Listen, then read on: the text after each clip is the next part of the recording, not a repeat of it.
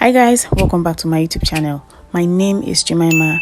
This is the part 2 of the series dealing with anger, especially as a medic. In the part 1, I talked about the symptoms of anger, signs to know that you need anger management, the stages of anger, the types of anger, and of course I wrapped it up with dealing with anger, how to deal with anger. So this is the part 2. If you've not seen the part 1, please go and see it. I'll put the link up for you. With that said, let's continue. Another thing is express your concerns. Let the person know that, okay, this is what I'm concerned about. I'm not happy about the way you said this. I'm not happy about the way you said this. I'm not happy about how you do. Surprisingly, you will notice that the people that made you this angry, they don't even know that they actually made you angry, and you just find yourself exploding. No. It doesn't always end well at all. Another thing is, when angry, I do exercise. Either I jog or I jump, or I don't know what they call that, but there's a ball that's called pressure ball. I squeeze it. I have one in my house. I squeeze it, or I rub my hands together, or I hit the wall, or I just try to get myself exercise. I just try to do any kind of exercise to burn out that anger. Another thing is, take time out. When I'm angry and it's something that I can walk away from, my dear, I carry my 2 legs and walk away from that anger, from that scene. If it's something I can walk away from, I walk away from it. There's some situations where you just have to walk out of that environment. If you remain there, you would explode. I use discretion to know when I need to walk away. Another thing is, make it a conscious effort not to hold grudges. Just try. I know it's difficult, but try your best to not hold grudges. Try to forgive whoever it is that have hurt you. I have a video on forgiveness. I have handled and battled with unforgiveness over the years. If you're interested in that video, I'll put the link up for you. So try as much as it's within your power to forgive that person. Don't hold grudges. Just let the person go. It's not worth your peace of mind at all. Give yourself peace of mind and let the grudges go. Don't hold it. Another thing is that you can actually use humor. For those who know me, I say wahala a lot. When someone says something to me that naturally would get me upset, I just laugh and say kai wahala, or I'll just laugh and say Jemima, you've suffered. I just try to put in humor or say things. Like, I remember a day I posted a picture about myself and someone made a comment. The person was like, you know they everly get fat, you just see as you just they look like broomstick. Omo, on a normal day that would have got me really upset, because that is one of the things that I'm very conscious about my weight. I'm very conscious about my BMI. So someone making such snacky comments about it on a normal day will get me upset, but I just laughed over it, and I honestly, truly, in my heart of hearts, laughed over it. I was like, hey Jemima, you have suffered. I was like, wahala. When you just try to make light of certain situations, that would help to ease things a bit. I just try to put in humor to see how you can let things slide. It's not everything that is worth your strength at all. Another thing is, find out why you're angry. Is it pride? Do you feel that person is not supposed to talk to you because of who you are? If the problem is actually pride, then you can just tell yourself that the person is definitely not worth your time. If truly that person is not supposed to talk to you that way, you will only be bringing yourself down to that person's level by responding to whatever the person says.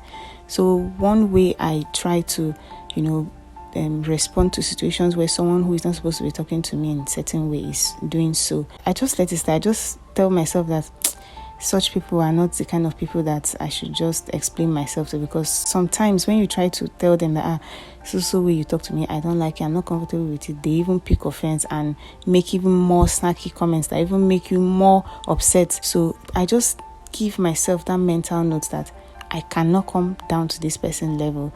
I let the person just go, and I try to avoid the person. If it's someone I can avoid, I avoid. If it's someone I cannot avoid, then I make do with it and laugh over it and give myself peace. Is it self-esteem? Like my own case, self-esteem, that okay, I've been struggling with weight and adding weight and looking healthy, and someone just makes such a statement. Is this something that you're self-aware of, something that you're so already conscious of? In this case, I just give myself the mental note that probably this person does not know that I am struggling with this. Probably this person doesn't even know that it's an issue to me. The person may think that I love my body or I'm comfortable with it, or even though the person thinks that I'm trying to add, the person may not know that mentally, emotionally, I'm down because I'm struggling to add weight. In a situation where you jokingly tell a married couple, when are you having children? Those kind of questions, they may actually come up like innocent questions.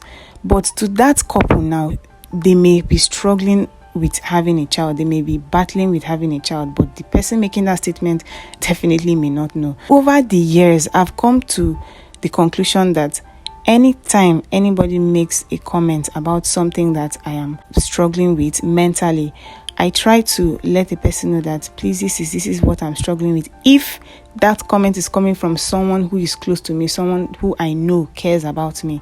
But if it's coming from just a random person, I just give myself that mental note that, well, the person is making a statement because he or she doesn't know that it's getting to me. So I just laugh over it and let it slide. Try to, pinpoint what exactly is making you angry. Are you paranoid? Someone may actually not mean to get you angry. Person may say things innocently, but you could interpret it in another way. Or could it be a misunderstanding? Probably you don't understand the person's point of view. Just try to consciously think about what exactly is making you angry. When you think about it from that angle, when you know what exactly is making you upset, you will now be able to trash the root cause of that anger, and that would definitely help you manage your anger. Another thing is recognize the warning signs. God, remember those signs I've told you about, sweaty palms? If you've not listened to it at the beginning of this video, the part 1 of this video, I mentioned it. Once you discover that you are beginning to get angry, my dear, exhibit those signs. Be something you can walk away from. Walk away. Don't just allow yourself to just get angry without having that consciousness that I'm getting angry, I need to be conscious of what I'm saying, I need to be this, I need to be that. You need to recognize those signs when you discover that you're beginning to get angry, and walk away if you can. Another thing is use your coping mechanism. Different people have different things they do when they're angry, so just look for whatever it is that you do whenever you're angry. For me, if I'm angry with someone that I cannot do anything to, or someone that, like my parents or my siblings or my spouse or my child, or just if I'm angry with someone that I love so much with all of my heart that I can't hurt, my dear, tears will come out of my eyes. Yes, I cry. Whenever I'm angry and I cry, I discover that I feel better after the cry. So whatever it is that makes you cope with your anger, whatever healthy way you cope with your anger, know it and know peace. And the last but not the least, I will always mention the Holy Spirit. If you have not seen the video on how to develop a relationship with the Holy Spirit, I'll put the link up for you. Go and watch that video. The Holy Spirit will help you. Whenever I find myself getting so upset that my body is shaking, I just whisper, Holy Spirit, please help me. Please minister to me. Please help me. Don't underrate the help of the Holy Spirit if you're trying to handle anger. When I pray like that and I have that consciousness, I have the Holy Spirit within me, it has a way of putting cool water. If there's anything like that, I calm down. Okay? So if there's anything at all that I've forgotten to say while editing this video, I will certainly add it. I remain your girl, Jemima. Bye.